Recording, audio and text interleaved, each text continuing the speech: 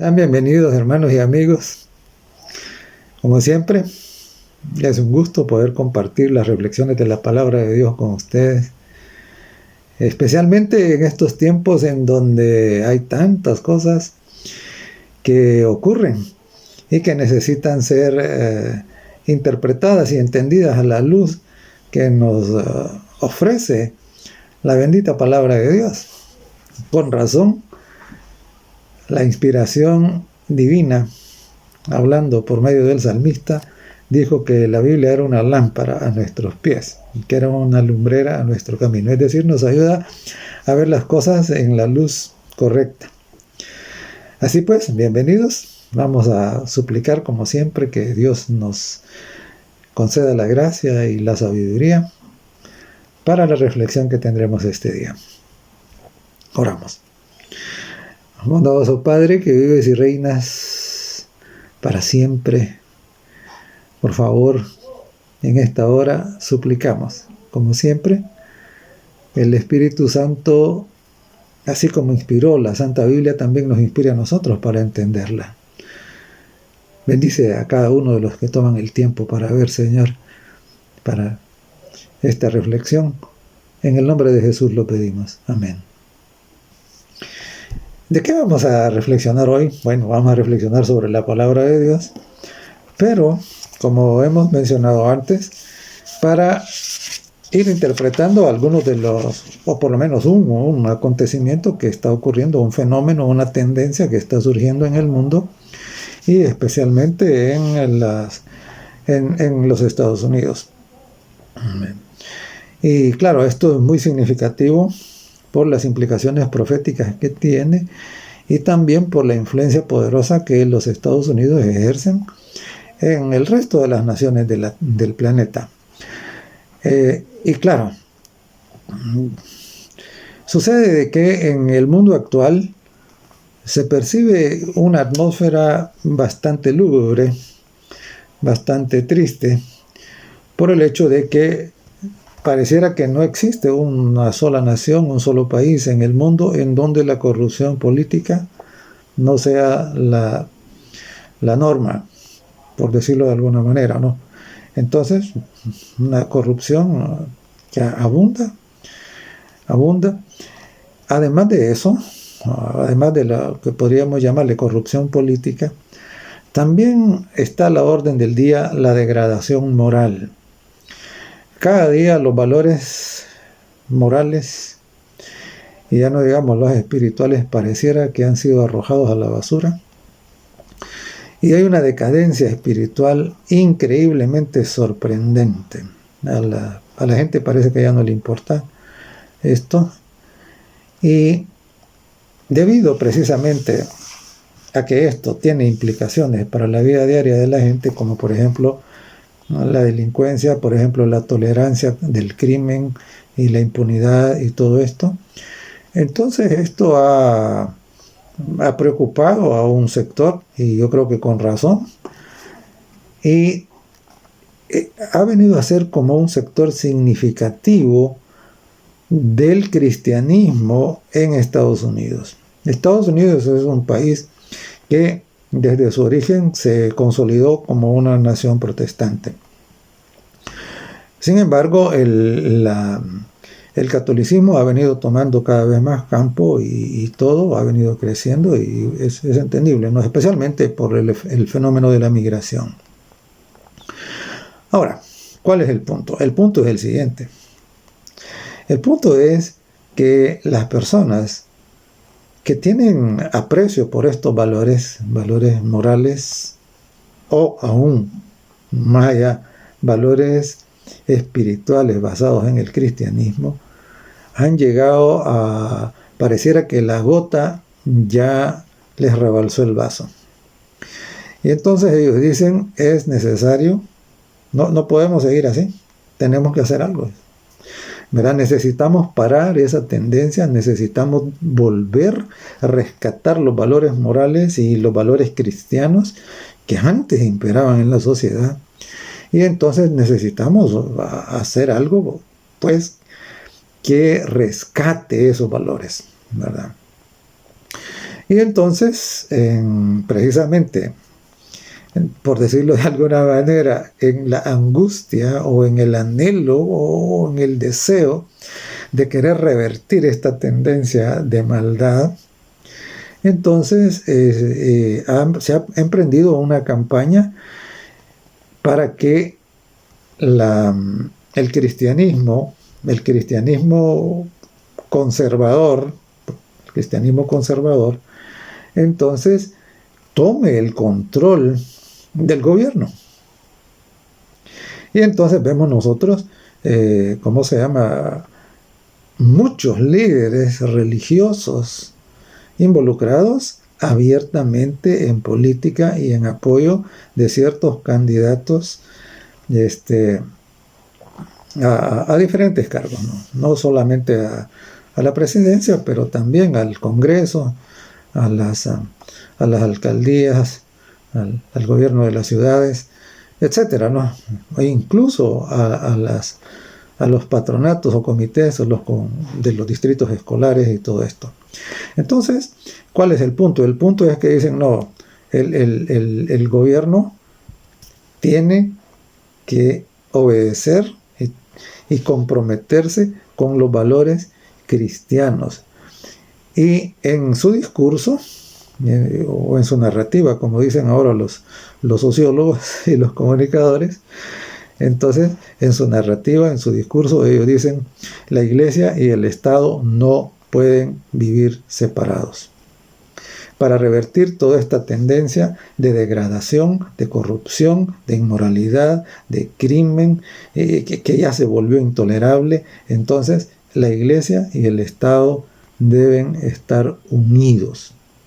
O sea, que como una reacción a toda esta situación que cualquiera podría llamar malvada, la reacción es, no, hay que hacer algo, hay que volver, y para eso necesitamos que el cristianismo, entre comillas, debe asumir el control del Estado. La Iglesia y el Estado deben estar unidos. La Iglesia debe tener la posibilidad de utilizar la fuerza del Estado, ¿para qué? Para corregir lo que en su entender está mal. Y entonces, claro, los mismos líderes de este movimiento, algunos de ellos, probablemente no sean todos, pero algunos de ellos le están llamando a este movimiento y a este esfuerzo de que la Iglesia y el Estado deben estar unidos. Ellos mismos le han llamado a este movimiento nacionalismo cristiano, ¿verdad? Nacionalismo cristiano. Y entonces, claro, mucha gente dice, sí, eso es la solución, ¿verdad? Volver, y entonces, claro, y hay asuntos peligrosos porque no solo en Estados Unidos, pero en el resto de los países, y eso tiene que ver con el país en el cual vivo yo, en donde a veces en los medios hay comentarios acerca de que, por ejemplo, la Biblia debería ser obligatoria en las escuelas públicas. Y muchos hermanos aplauden y se ponen contentos con eso. Sin embargo, cuando nosotros tenemos una clara comprensión de lo que la misma Biblia enseña, vemos que eso parece muy bonito, parece muy deseable, parece muy lindo, pero eso no es lo correcto. ¿Y por qué no es lo correcto? Porque Dios nos ha dado una cosa que es preciosa y se llama libre albedrío. Y Dios no impone su religión a la fuerza. No, Él no obliga a nadie. Y entonces, supongamos, yo me pongo a pensar en el caso de que, claro, si nosotros somos cristianos, estaríamos encantados de que nuestros hijos sean instruidos en la Biblia en las escuelas, si somos cristianos. Pero, ¿y si no somos? ¿Y los hijos de los ateos? ¿Y los hijos de los musulmanes? ¿Y los hijos de los judíos que no aceptan la Biblia tal como el cristiano la acepta? ¿Y los hijos de cualquier otra, filosofía, de personas con otras filosofías o religiones? ¿Qué de ellos? ¿Qué de su conciencia? ¿Qué de su libertad religiosa? ¿Qué de su libre albedrío? Entonces, hermanos, seamos cuidadosos con esto, y por eso es que debemos entender que esta tendencia del nacionalismo cristiano, que pareciera ser la solución a los problemas fundamentales de la sociedad mundial, entonces es un camino que puede parecer interesante. Sin embargo, vamos a ver a la luz de la palabra de Dios, que es la opinión divina, y es el pensamiento divino, como Dios lo ve, antes de que nos decantemos a favor o en contra. Y en realidad los que están promoviendo, los promotores del nacionalismo cristiano, y que hacen su discurso, su narrativa con mucha vehemencia a favor de la unión de la Iglesia y del Estado, en realidad lo que están haciendo es reciclando el pensamiento o la premisa de uno de los fundadores más notorios del pensamiento católico romano. ¿De quién estoy hablando? Estoy hablando de Tomás de Aquino. Es uno de los teólogos fundacionales, diría yo, de lo que se entiende como el derecho canónico y otras cosas que son fundamentales dentro de la Iglesia romana. ¿Y cuál era el pensamiento en relación con esto de Tomás de Aquino? El pensamiento de él era el siguiente. Así en resumen, pues. Porque claro, él escribió montones y montones de páginas en esta dirección para justificar este pensamiento, pero el pensamiento es este. Él dice, el Estado es el cuerpo. Y la Iglesia, dice, es el corazón o es el alma. Bueno, comenzando desde ahí ya hay ahí una cosita que no es armónica con la Biblia, ¿no? ¿Verdad? Eso de qué significa el alma, vamos a abordarlo en otra reflexión. Pero ya de ahí, porque eso asume de que el alma es otra cosa distinta y que no incluye al cuerpo, que es algo aparte del cuerpo. Eso, según la Biblia, no es así. Pero ese no es nuestro tema hoy. Pero entonces volvamos y mejor digamos el corazón. Que el Estado es el cuerpo, pero la Iglesia, dice él, es el corazón, ¿verdad? Y no se queda solamente ahí, sino que dice, como el cuerpo y el corazón, o el espíritu, o el alma, como le pueda él, la connotación que pueda darle él o cualquier otro, no pueden estar separados, dicen. Entonces, tienen que estar estrechamente unidos. No pueden estar aparte el uno del otro. Pero va más allá todavía, porque dice que en realidad el cuerpo, en realidad lo que hace es, dice, hacer lo que el corazón le dice que tiene que hacer. Imagínese usted cómo es el pensamiento.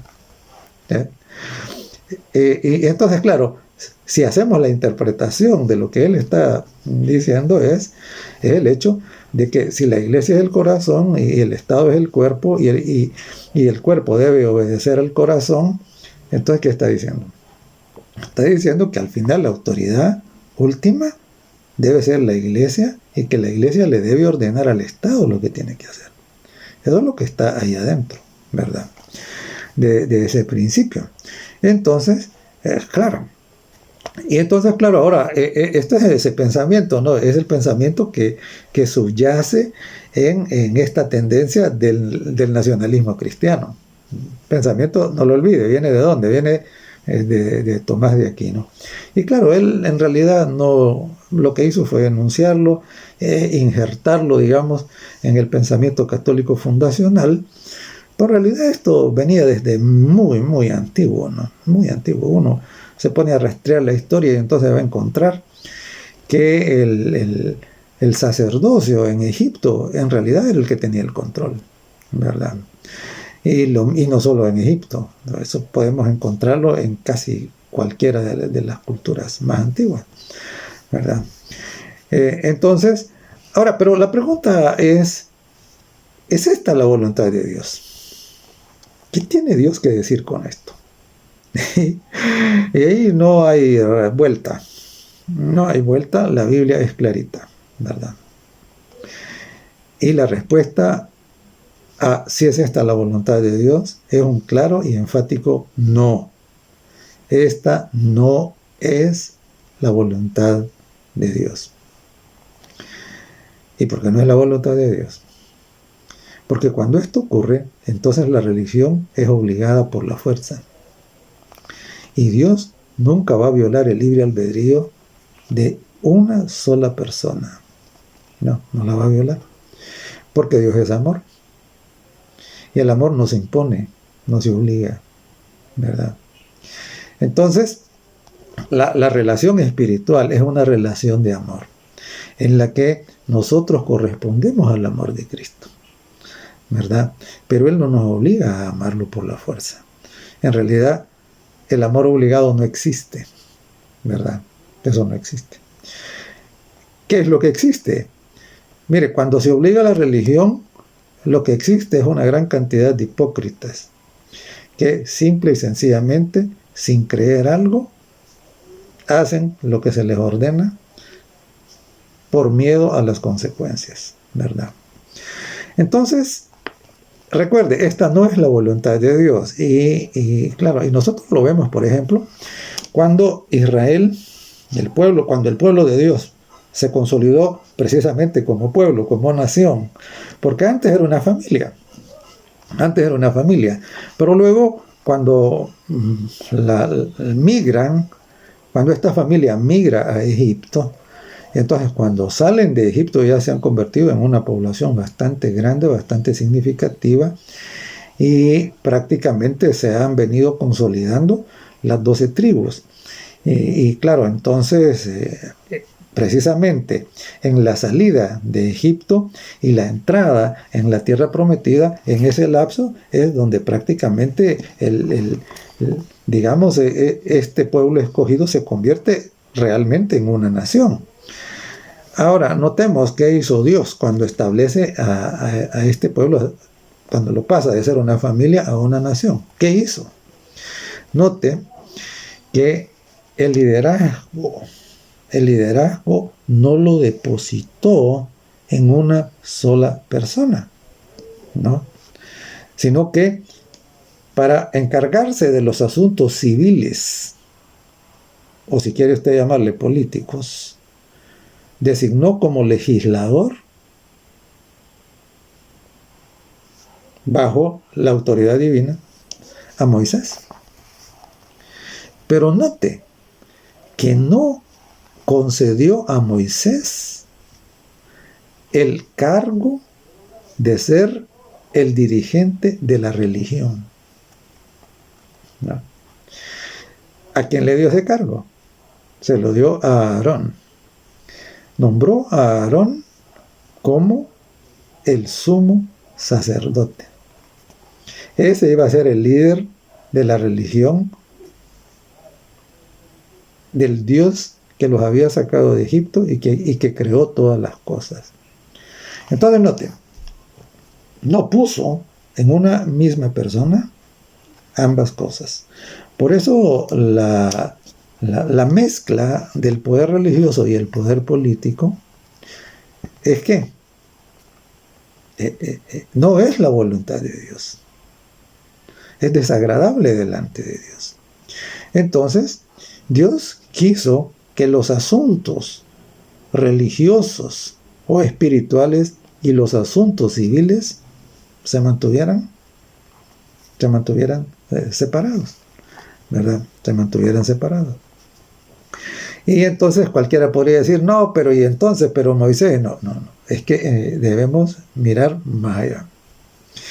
Y claro, hay ejemplos bíblicos de algunos que habían llegado a ocupar el estrato del poder, que intentaron hacer esto.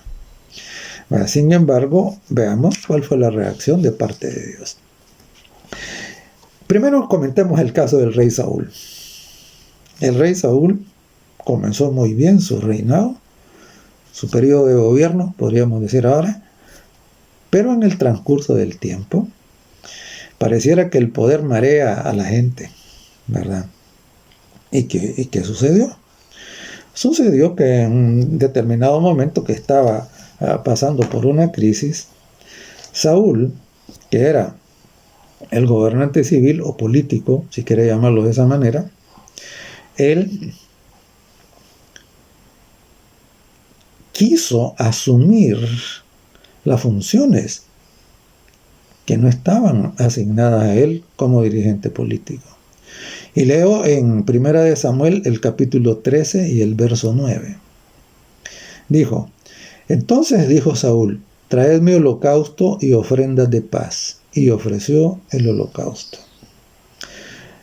Presidir las ceremonias no era una función del rey, porque el rey era un funcionario civil, político. Eso era una función única y exclusivamente ¿de quién? De los que Dios había designado, de los sacerdotes. Sin embargo, en su arrogancia y en su desesperación, probablemente, Saúl dijo: bueno, el profeta Samuel, que era el que estaban esperando para que ofreciera el holocausto, se tardó. La providencia divina lo tardó. Y entonces, ¿qué hizo Saúl? Dijo: no, bueno, ¿para qué lo vamos a esperar si yo soy el rey? Y entonces, traigan el holocausto, dijo, traedme el holocausto y las ofrendas de paz. Y él ofreció el holocausto. En otras palabras, en ese momento, ¿qué hizo el rey Saúl? Unió la religión y la política. ¿Y cuál fue la reacción de parte de Dios? En el mismo capítulo, en el verso 13, cuando Samuel, el profeta de Dios, llega, dice: entonces Samuel dijo a Saúl: locamente has hecho. No guardaste el mandamiento del Señor tu Dios, que Él te había ordenado. Pues ahora hubiera confirmado tu reino sobre Israel para siempre. Entonces, claro, Dios había dicho a Saúl: aquí estás, soy el rey, vas a gobernar los asuntos civiles. No te metas. El asunto de la religión no es para los gobernantes civiles. ¿Es para qué? Eso es para aquellos para los cuales ha sido designado. Entonces, ahora note que le dice: locamente has hecho. En otras palabras, ¿qué está diciendo? Está diciendo que mezclar la religión y la política es una locura. Y ya vamos a mirar por qué es una locura. Dios es el que está diciendo que es una locura. Y entonces el Señor le dice: no podés seguir en el poder mientras tengas ese pensamiento. Así que no. Podrías haberte perpetuado como rey, seguir, ¿verdad? Seguir. Sin embargo, lo siento, no podés. ¿Verdad? Dice: por cuanto no obedeciste en esto que el Señor te había mandado, ahora tu reinado llega a su fin. Si hubieras obedecido, dice, el Señor te hubiera confirmado sobre el reino de Israel. Y mira lo que dice: para siempre. Es decir, mientras Él tuviera vida, Él iba a ser el rey, ¿verdad? Sin embargo, ahora eso no fue posible, precisamente porque intentó hacer lo que Dios dijo que no se debía hacer. Pero este no es el único caso. Tenemos otro caso más. Y en realidad hay varios otros casos más, pero igual, ¿no? Creo que con dos son suficientes para ilustrar el punto de qué es lo que Dios ha dicho y piensa en relación con esto. Y el siguiente caso lo vamos a encontrar en el libro de Segunda de Crónicas, en el capítulo 26 y los versos 16 al 20. Hablando del rey Usías, dice así: cuando ya era fuerte, o sea, cuando él ya se sentía poderoso, su corazón se enalteció, dice, para su ruina, porque se rebeló contra Jehová su Dios, entrando en el templo de Jehová para quemar incienso en el altar del incienso. Eso es lo que Saúl había hecho. había hecho. Y aquí tenemos a otro que no aprendió la lección. Y entonces dice que esto iba a ser su ruina. Se rebeló contra Jehová. Entonces, vamos a seguir leyendo el pasaje, pero ahorita notemos estas dos palabras. Dice que cuando la política y la religión se mezclan, eso lleva a la ruina. Y luego dice que eso es rebelión contra Jehová. Por si perdió la cita, estoy en Segunda de Crónicas, el capítulo 26, los versos 16 al 20. Y ahora sigamos leyendo. Dice, entrando en el templo de Jehová, dice, para quemar incienso en el altar del incienso, entró tras él el sacerdote Azarías, y con él 80 sacerdotes de Jehová, varones valientes. Claro, tenían que ser valientes para poder enfrentarse al rey, ¿verdad? Los cobardes hubieran dicho, hasta le hubieran aplaudido al rey, qué bueno que el rey se interese en la religión. No, señor. Y entonces dice el verso 18, y se pusieron contra el rey Usías y le dijeron, no te corresponde a ti, oh Usías, el quemar incienso a Jehová, sino a los sacerdotes hijos de Aarón que son consagrados para quemarlo. ¿Sí? O sea, me encanta la reacción de los sacerdotes, ¿no? Valientes. Ellos dijeron, no, señor, no revuelva lo civil con lo religioso. No revuelva la política con la religión, ¿verdad? Y entonces dice que le dijeron, no, eso no te corresponde a ti. Y entonces, y le dijeron, sal del santuario, porque has prevaricado, y no te será para gloria delante de Jehová Dios. Y dice el verso 19, entonces Usías, dice, teniendo en la mano un incensario para ofrecer incienso, se llenó de ira. Y en su ira contra los sacerdotes, mire lo que pasó, la lepra le brotó en la frente, delante de los sacerdotes en la casa de Jehová junto al altar del incienso. Ahora, cuando nosotros hacemos un poquito de pensamiento en relación de lo que significaba la lepra en aquel tiempo, bueno, la gente en aquel tiempo consideraba de que cuando alguien era contagiado de lepra, era diagnosticado con lepra, lo consideraban ya prácticamente condenado. Entonces decían, a saber qué gran pecado cometió, y por eso Dios lo castigó, decían, con lepra. Y por supuesto no era cierto que esto era siempre así, en este caso sí era así, ¿verdad? Dice que la lepra, por ese atrevimiento, no por esa rebelión, dice que la lepra brotó en su frente. Y dice el verso 20, y le miró el sumo sacerdote Azarías y todos los sacerdotes, y he aquí que la lepra estaba en su frente, y le hicieron salir apresuradamente de aquel lugar, y él también se dio prisa a salir. Y ahora note cómo termina el pasaje. Dice, porque Jehová lo había herido. Entonces aquí tenemos el caso de dos reyes que intentaron mezclar la religión y la política. A uno le fue quitado el reino, se le dijo, no puede seguir, ¿verdad? Y al otro, ¿qué? Al otro se le dio una prueba clarísima del disgusto divino de hacer esto. Fue herido con lepra por Dios, ¿verdad? Por Dios. Y entonces, claro, ¿y por qué es que esto es abominable delante de Dios? ¿Por qué? Mire, ¿qué pasa cuando la iglesia se une con el Estado? ¿Qué pasa? Y claro, tenemos otro ejemplo bíblico de esas uniones de la iglesia y el Estado, que nos muestra cuáles son las consecuencias.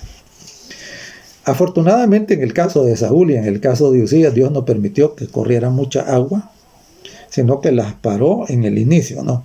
Pero hubo otro caso, fue el caso del reino de Israel, que tenía su capital en Samaria y que estaba bajo, bueno, comenzó esa dinastía con Jeroboam, pero la cosa se puso más álgida en el tiempo del reinado de Acab. Y en ese caso, ¿qué tenemos? Dice en Primera de Reyes, el capítulo 16 y el verso 31, hablando de Acab. Dice, porque le fue ligera cosa andar en los pecados de Jeroboam, hijo de Nabat. Y tomó por mujer a Jezabel, hija de Ed-Baal, rey de los Sidonios. Y fue y sirvió a Baal y lo adoró. Entonces es interesante porque en el simbolismo en los tipos y en los símbolos bíblicos, una mujer representa a una iglesia. Y entonces aquí que tenemos, note, el rey Acab, que era rey de las 10 tribus del norte, del pueblo de Dios. Entonces, se casa o entra en una relación que era completamente ilícita. Se casa con una mujer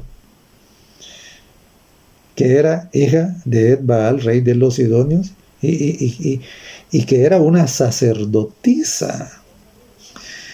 Entonces, y por supuesto, ese tipo de religiones era prácticamente, estaba llena de elementos de hechicería, de idolatría y de todas esas cosas que delante del Dios de la Biblia son abominables.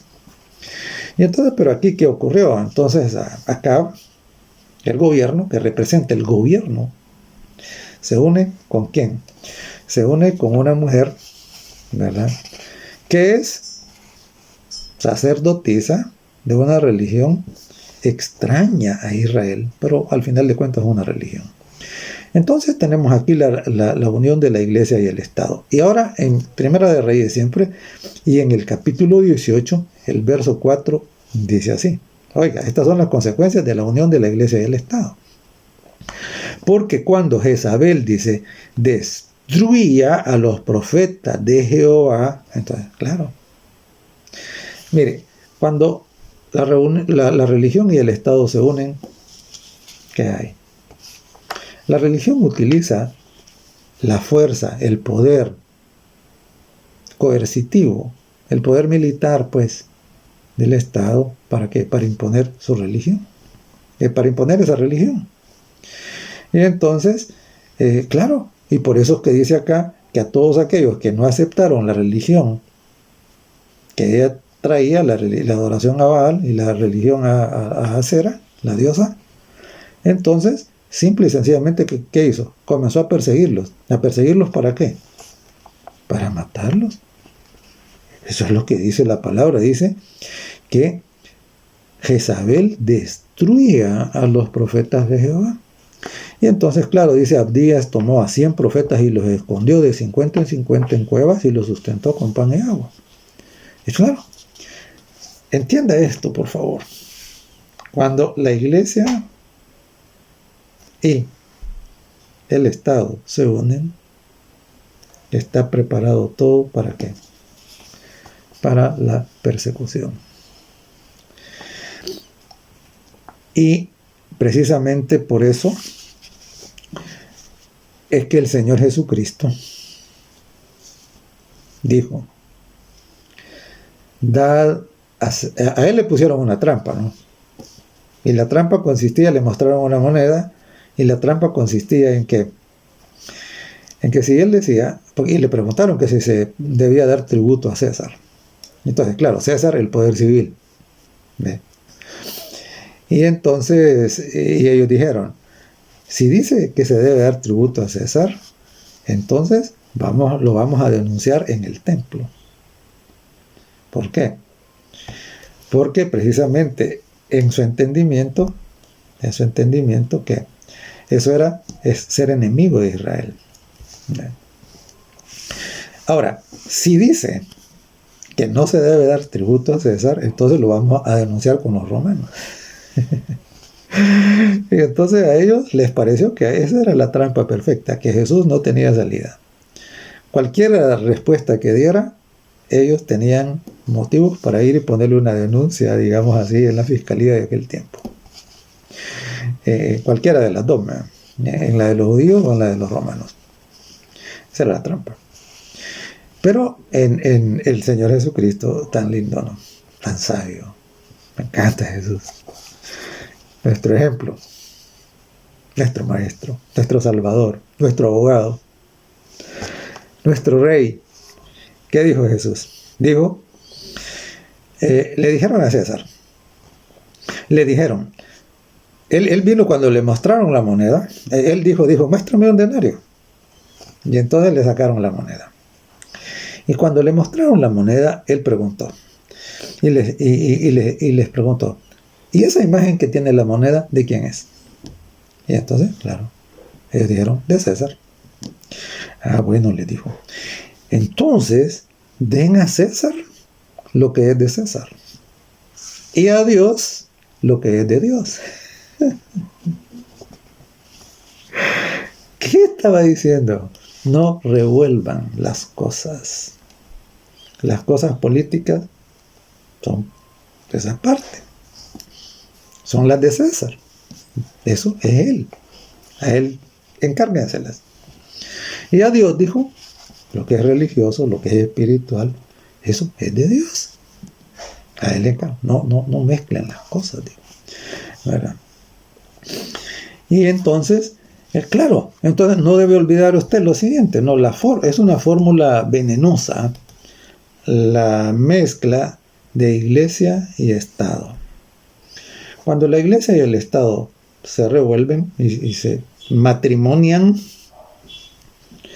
¿qué hay? Lo que hay es persecución religiosa, hay intolerancia, hay negación de la libertad de conciencia, hay atropello del libre albedrío.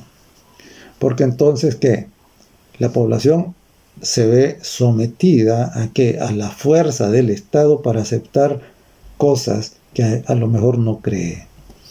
Entonces, ese es el problema, ¿verdad? Y claro, cuando usted revise a la historia, si quiere llamarle la historia no bíblica, pues la historia secular, ¿qué encuentra? Encuentra testimonios bien claros de lo perverso que es este pensamiento, ¿verdad? Y claro, vamos a comentar algunos. Estos no son todos, pero son algunos que son bastante ilustrativos. El primero que voy a mencionar es el caso de la supremacía de la Iglesia romana durante la Edad Media. Sucede desde que el emperador Justiniano le concedió al obispo de Roma autoridad para corregir a los herejes. Entonces, recuerden, ¿qué era eso? Una unión del gobierno civil, que era el emperador, ¿con quién? Con el obispo de Roma, que era el líder de la religión. Entonces le concedió autoridad, dice, para corregir a los herejes. O sea, el que no crea como nosotros decimos, entonces, encárgate de él. Y entonces, ¿eso llevó a qué? Eso llevó a que toda Europa, cuando se desarrolla y se consolida, porque tardó años en consolidarse, ¿verdad? Pero cuando llega y se consolida, de ahí surge toda esa idea que se conoce en la historia como las monarquías que gobernaban por derecho divino. Es decir, los reyes estaban sometidos a la supremacía de la religión, que era la religión dominante en ese tiempo. Y entonces, ¿qué pasaba? a los que se consideraban herejes, hereje quiere decir aquel que piensa por sí mismo. En otras palabras, hereje es el que ejerce su libre albedrío, ¿verdad? Entonces, a los que se consideraban herejes, ¿qué pasó con ellos? Ajá. Mire, es triste, pues, es triste cuando recordamos esto.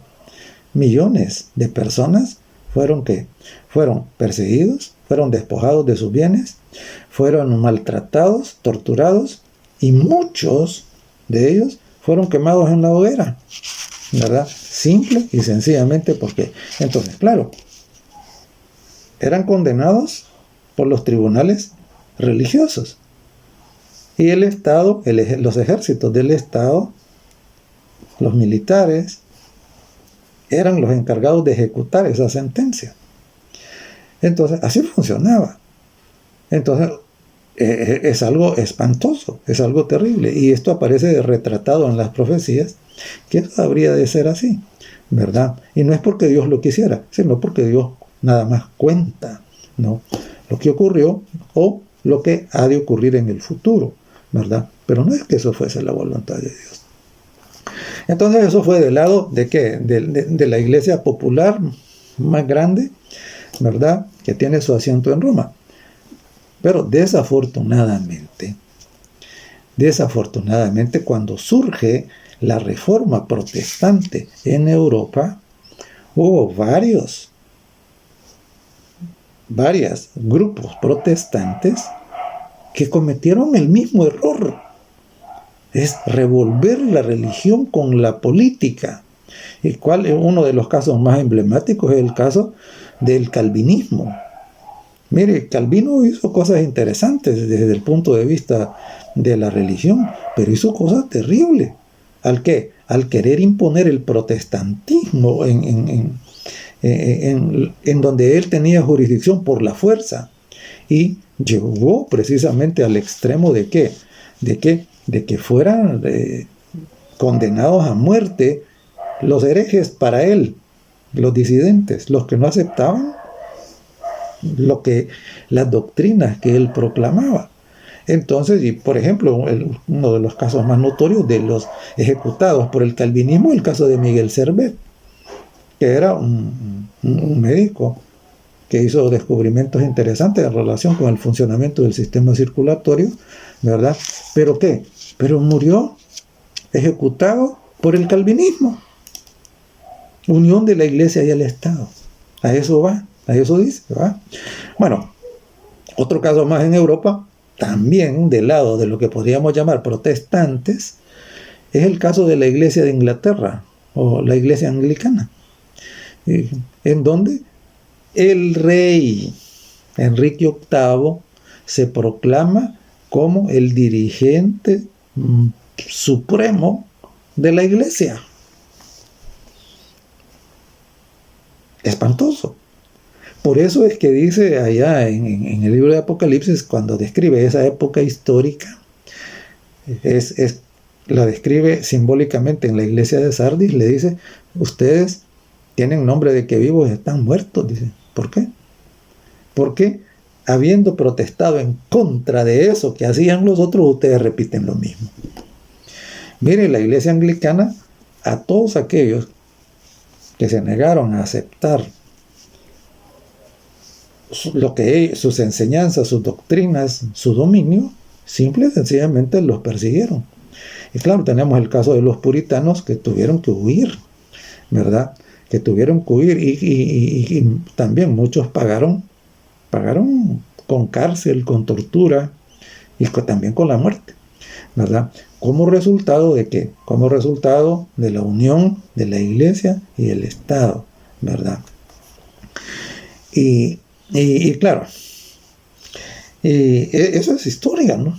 Usted lo encuentra en cualquier... Yo recuerdo que las primeras veces que comencé a aprender estas cosas fue en lo que hoy es octavo grado, el segundo curso, cuando estudiábamos historia. Y a mí me encantaba esa asignatura, me sigue encantando, ¿no? Se llamaba Historia Universal, ¿verdad? Y entonces ahí comenzamos a darnos cuenta de estas cosas. O sea, yo no me di cuenta de esas cosas cuando en la iglesia. No me las enseñaron, me las enseñaron en el curso de historia. ¿Ve? Ahí es que aprendí eso, ¿verdad? Y entonces ahora han cambiado las cosas. Miren, no han cambiado. ¿Y cuál es la prueba de que no han cambiado? Usted la tiene, por ejemplo, cuando usted le da una mirada al mundo islámico. Es interesante, hay varios, ¿cómo se llama?, sitios web en donde se cuentan, ¿no? Porque ahí llegan las noticias de las personas que afrontan, ¿qué? Que afrontan cárcel, que afrontan persecución, maltratos, tortura, porque hay países en donde enseñar o predicar una religión diferente a la religión del gobierno, entonces es un crimen, es un delito. Entonces tenemos ahí a los países islámicos, varios de esos, unos más, otros menos. Pero por favor, ustedes que están clamando por la unión de la Iglesia y el Estado, vuelvan su mirada a países como Irán, por ejemplo, o Arabia Saudí, o varios otros, ¿no? En donde es clarísimo, por ejemplo, o Qatar, o países de esos. Cuando la religión y el Estado están mezclados, simple y sencillamente no puede existir libertad de conciencia, no puede existir ¿cómo se llama?, el ejercicio de ese don divino de libre albedrío que Dios nos ha dado. ¿Y repercute en qué? Repercute en persecución, en maltrato. Ahora, y por supuesto, en Occidente y fuera de los países islámicos, también ha ocurrido cosas parecidas. Mire, en la época más moderna, más reciente, ¿qué tenemos? Tenemos dictaduras de corte fascista, en donde la Iglesia tuvo una influencia bastante significativa. Por ejemplo, tenemos el caso de España, ¿no? El caso de España, bajo el régimen del señor Franco, ¿sabe usted que de su gabinete, algunos dicen, no sé si será correcto la cifra, pero dicen que de 15 ministros, 14 ministros de su gobierno eran que pertenecían al Opus Dei? Entonces, claramente, ¿verdad? Entonces un régimen con una influencia religiosa espantosa, y que precisamente como resultado de eso, en España el ateísmo ha cobrado mucho terreno, ¿verdad? ¿Por qué? Porque claro, imagínese usted, en un régimen de esa naturaleza que tiene, si usted piensa políticamente distinto del que esté en el poder, va a ser perseguido, y si religiosamente piensa distinto, igual. Entonces, por eso es que Dios dijo, no, den a César lo que es de César, den a Dios lo que es de Dios, no mezclen eso.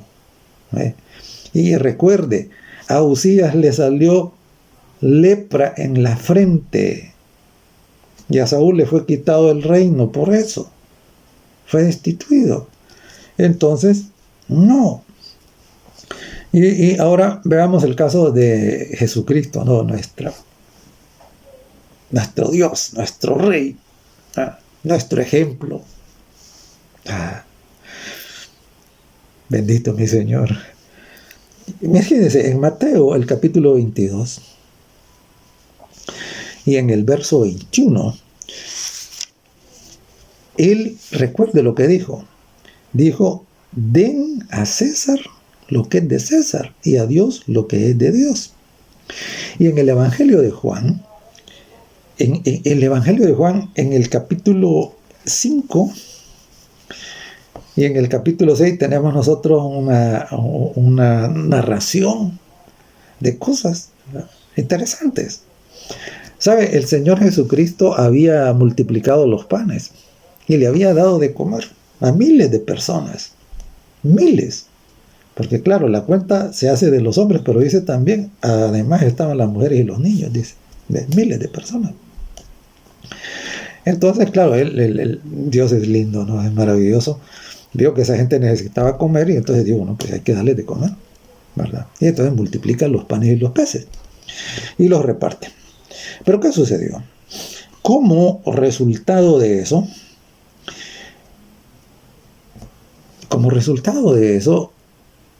los discípulos, especialmente, recuerde usted que los discípulos no tenían claro cuál era el reino que Jesús había venido a proclamar. Ellos pensaban que era un reino político, que ellos pensaron que Jesús había venido para darle golpe de estado a los romanos. ¿Ve? Y todos pensaban eso. Cayeron en la cuenta hasta después, que era distinto. Pero el Señor Jesús les dijo claramente en el Evangelio de Juan, en el capítulo 18 y el verso 36, Jesús dijo, mi reino no es de este mundo. Si mi reino fuera de este mundo, mis servidores pelearían para que yo no fuera entregado, ¿verdad? A los judíos, pero mi reino no es de aquí, dijo. Él dijo, miren ustedes que están teniendo aspiraciones políticas y me quieren meter a mí con eso, olvídense. Mi reino no es de este mundo, ¿verdad? El reino que yo he venido a proclamar es el reino espiritual. Es el que libera de la esclavitud del pecado. Porque no importa la ideología política, eso no importa. Yo a veces he conversado con algunas personas y les digo, mire, no importa la ideología política, la que sea, si es humana, no resolverá los problemas del mundo. ¿Por qué? Porque en el fondo tiene la raíz del mal, que se llama pecado. Entonces lo que hay que resolver es el problema del pecado. Si el pecado se resuelve, no habrá corrupción, no habrá maltrato, no habrá irrespeto a los derechos de los otros. Habrá solidaridad, habrá verdadera bondad, no habrá explotación, no habrá esclavitud. Y esto es lo que no entienden. Pero eso es lo que hay que resolver. Esa es la verdadera solución a los problemas del mundo. A eso había venido Jesús, a enseñar eso, a que lo entendiéramos. Y él y solamente Él tiene la solución para el pecado. Solamente Él. ¿Ve? Hay poder en su sangre. Entonces, claro, solo Él le puede cambiar la mentalidad a un asesino para convertirlo en santo. Solamente Él, eso es un milagro poderosísimo que Dios puede hacer. A un ladrón, a un corrupto, a un degenerado, Dios puede hacer el milagro. Así que, si usted está pensando que usted es demasiado malo para cambiar y que ya está perdido, usted no está perdido si usted viene al Señor. Venga, antes de que sea demasiado tarde. Ahora, si usted no viene, ahí sí está perdido, ¿verdad? Pero venga. El Señor ha dicho, el que a mí viene no le echo fuera, ¿verdad? Venid a mí, dice, los que están cargados, trabajados, y yo haré descansar de todo eso. Entonces, recuerde, ese es el asunto. Desafortunadamente, los mismos discípulos, y especialmente Judas, era uno de los más activos en la promoción política de Jesús. Y entonces, claro, en el deseo de toda la gente, que es un comentario inspirado del Evangelio, dice de que cuando andaban repartiendo los panes, entonces Judas le dijo a los discípulos, miren, tenemos que decirle a la gente que este es el rey que nos conviene. Tenemos que hacerlo rey. Ahora que todos estos miles de gente están aquí, hoy es el momento clave. ¿Para qué? Para que lo pongamos, para que lo subamos. Y entonces ya Jesús, ya una vez viéndose en esa situación, va a tener que ejercer el poder. Ese era el pensamiento, ¿verdad?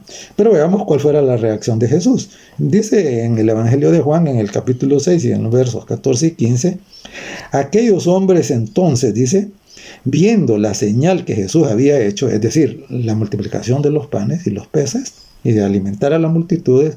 Además, la gente ya sabía que Jesús podía sanar a los enfermos y resucitar a los muertos. Imagínense, ir a la guerra, decían ellos, ir a la guerra y entonces, aunque los maten, él los vuelve a resucitar y de nuevo no tenemos bajas, ¿verdad? Y a los heridos no les vuelve a poner la oreja y se las cortaron y todo eso, no hay problema, ¿verdad? Ellos, eso era su pensamiento. ¿verdad? Entonces, y dice el Evangelio de Juan, el capítulo 6, versos 14 y 15, aquellos hombres entonces, viendo la señal que Jesús había hecho, dijeron, este verdaderamente es el profeta que había de venir al mundo.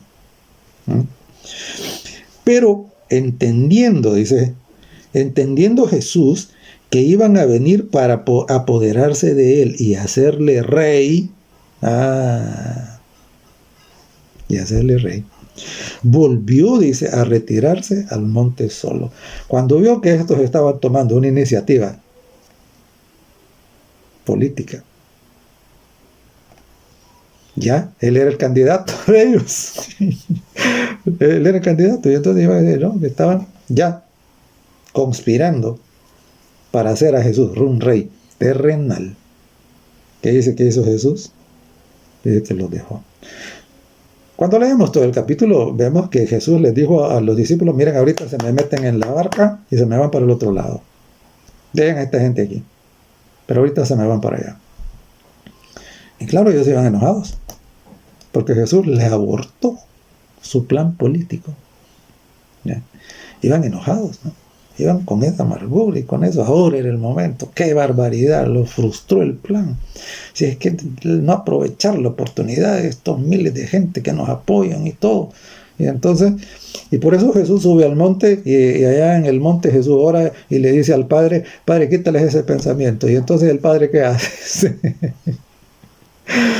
Entonces el Padre viene y manda que las aguas del lago se pongan fuertes y todo, y el viento y todo, y entonces, claro, ahora en la crisis generada para sobrevivir, porque las lanchas se les iba a hundir, eso les hizo cambiar de pensamiento. Ahora el pensamiento ya no era en su plan político, sino era cómo no se ahogan, ¿verdad? Pero era para eso, ¿no? Era para cambiar ese pensamiento. Entonces, note, Jesús nunca, jamás dio ni siquiera una leve pista de que una cosa se mezclara con la otra. Y desafortunadamente, en el futuro vamos a tener algo muy grande acerca de esto. ¿Por qué? Porque esa semilla del nacionalismo cristiano que ha comenzado a germinar va a prosperar. Va a prosperar. Y va a crecer. ¿Verdad? Y es por eso, y claro, y va a tener las consecuencias que ha tenido siempre a través de toda la historia, ¿no? Y no olvide usted que en Mateo 24, el Señor Jesucristo, Él dijo, y seréis aborrecidos por causa de mi nombre. Y seréis, y dirán muchas cosas de ustedes mintiendo, ¿verdad? Y claro, en Apocalipsis, en el capítulo 17, y claro, hay 2 capítulos en Apocalipsis en donde esto se retrata no lo del pasado, sino lo del futuro. Porque Dios conoce de antemano cómo serán las cosas y Él nos ha dado a conocer eso en símbolos y figuras, ¿verdad? Y entonces, ¿es que Dios quiere que sea así? No. Pero el hombre, en su necedad, en su desprecio, por lo que Dios ha mostrado claramente, entonces insiste en llevar su propia agenda, ¿no? Entonces dice en Apocalipsis el capítulo 17, los versos 1 y 2. Dice, vino entonces uno de los 7 ángeles que tenía las 7 copas, y habló conmigo diciéndome, ven acá, y te mostraré la sentencia contra la gran ramera, la que está sentada sobre muchas aguas. Y entonces note lo que dice, con la cual han fornicado los reyes de la tierra, y los moradores de la tierra se han embriagado con el vino de su fornicación. Entonces note lo siguiente, en el simbolismo bíblico profético, una mujer, como ya aprendimos allá cuando comentamos el caso de Jezabel, una mujer representa una iglesia. Y aquí lo llama como. Aquí hay una mujer. Pero esa mujer dice la denomina ¿cómo? Le da un calificativo. ¿Cuál es el calificativo que le da? El calificativo que le da es de ramera. Pero no es una ramera cualquiera, sino que le dice todavía la gran ramera. La grande. O sea, ¿eso qué quiere decir? Quiere decir que su poderío es bastante. Bastante. Es global, ¿verdad? Entonces, dice, la que está sentada sobre muchas aguas, y en el simbolismo ahí mismo, en el capítulo, en el verso 15, dice que las muchas aguas representan pueblos, representan muchedumbres, representan naciones, dice, representan lenguas. Entonces, la gran ramera, que es una iglesia, ahora, ¿pero por qué le llama ramera? ¿Qué es una ramera? Una ramera es una mujer, pobrecita, ¿verdad? Que simplemente el mandamiento de Dios acerca de la fidelidad en su matrimonio no le importa, y entonces viene y se acuesta con uno, con otro, con otro, con otro, con otro, con otro. ¿Para qué? Para obtener algún beneficio, ¿verdad? Entonces, aquí se le llama la gran ramera. Entonces, esta es una iglesia con mucho poderío, ¿verdad? Si no, no se le llama la grande. Y si no fuera una iglesia, no se diría que es una mujer, ¿verdad? Y entonces, y luego dice, con la cual han fornicado los reyes de la tierra. ¿Y qué es la fornicación?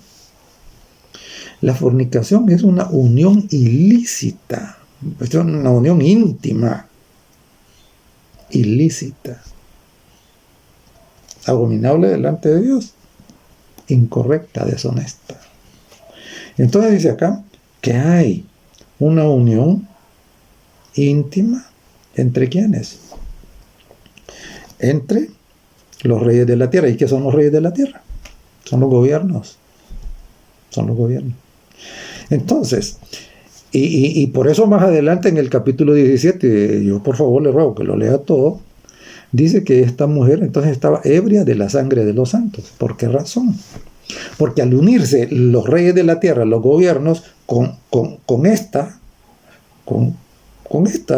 iglesia, con el poder que representa, ¿en qué para? ¿Para en qué? En lo mismo que ha parado siempre a través de la historia, en persecución. Y por eso dice que está ebria de la sangre de los santos. Pero lo más triste todavía es la siguiente.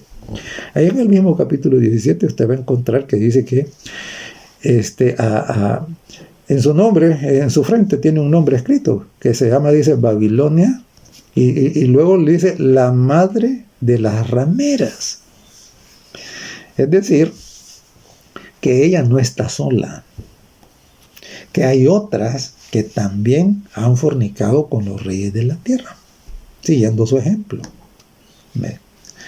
¿Y quiénes son estas otras?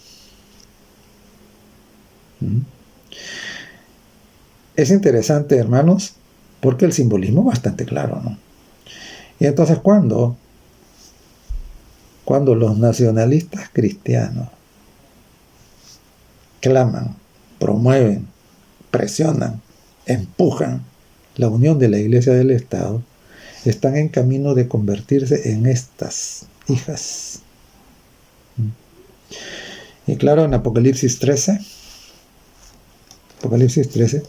precisamente también hay un simbolismo ahí en donde los poderes son representados. La gran ramera es representada como la primera bestia, y las hijas allá son denominadas también la segunda bestia o falso profeta. ¿Pero son qué? Son precisamente las hijas de la ramera. Pero entonces, ¿cuál es el punto? El punto es el siguiente. Miren, la unión de la Iglesia y el Estado es una abominación delante de Dios. Eso no es la voluntad de Dios. Eso no es. Sin embargo, eso está agarrando, está agarrando fuerza. Y es increíble la cantidad de dirigentes religiosos que están clamando porque eso ocurra. ¿Qué tan rápido va a ocurrir? No se lo puedo decir. porque Dios no nos ha dicho que tan rápido va a ser, pero que va a pasar, va a pasar. Y precisamente por eso es que en el capítulo 13 luego tenemos ahí sanciones económicas para los que nos desonestan. Y por último, que tenemos una persecución bastante severa, al punto de llegar a la amenaza de ¿qué? A la amenaza de ser ejecutado. Eso es lo que dice. Por eso el Señor Jesucristo dijo, y algunos dicen los van a matar pensando que hacen la obra de Dios. Dijo. Así dijo el Señor. Ahora entonces, es ahí donde lleva el nacionalismo cristiano. ¿Verdad? Y claro, precisamente la unión es la unión de las religiones con los gobiernos. Y por si usted no está enterado, hay todo un esfuerzo por parte de la élite mundial para formar lo que le llaman una ONU de las religiones. Porque ellos dicen, no, ¿cómo se llama? Las guerras tienen bastantes raíces religiosas y tenemos que dar al mundo, ofrecer al mundo paz y seguridad. Entonces, lo que necesitamos hacer es hacer una ONU de las religiones, donde todas las religiones puedan convivir en paz y todo tranquilo, y no hay que hablar de la doctrina, no hay que hablar de cualquier cosa que pueda producir separación, sino hay que hablar solamente del amor. Hermanos, queridos amigos, por favor, cuando ustedes escuchan esa narrativa, ustedes deben saber que al final eso será la ruina de las naciones y que eso va a traer tribulación. Pero ¿sabe qué? Nuestro Dios maravilloso ha prometido estar con todos aquellos que nos mantengamos de parte suya, como estuvo con Daniel en el foso de los leones, como estuvo con los amigos de Daniel en el horno de fuego, y para eso nos dejó el Salmo 91. ¿Verdad? Hermoso. Así es de que confíe en el Señor. Aléjese de esas iniciativas que mezclan este veneno mortal. ¿Verdad? Entréguese al Señor. Ahora que todavía hay oportunidad. Va a llegar un momento en que la oportunidad no va a estar. Al final de cuentas, habrá dos señales de autoridad. Una es la señal que Dios estableció como su firma. ¿Cuál es? El séptimo día. Y el otro grupo va a tener también su señal de autoridad. ¿Y cuál es esa? Lo contrario. El primer día. Así que a medida que usted va mirando estas cosas en las noticias, vaya recordando esto y no tarde su decisión por Cristo.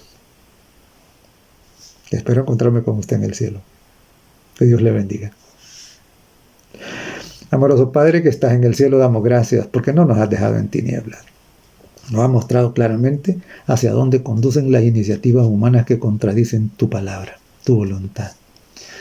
Por favor, oramos por cada uno, que des la bendición que necesita, y te pedimos por todas las personas que teniendo buena intención han entrado en este tipo de cosas. Por favor, muéstrales cuál es la realidad. Concédeles la gracia y el valor también, para como los sacerdotes en el tiempo de Usías decir, no te corresponde. No merecemos nada, Señor, pero sabemos que eres un Dios misericordioso, un Dios lindo, y todo te lo suplicamos en el nombre de Jesús. Amén.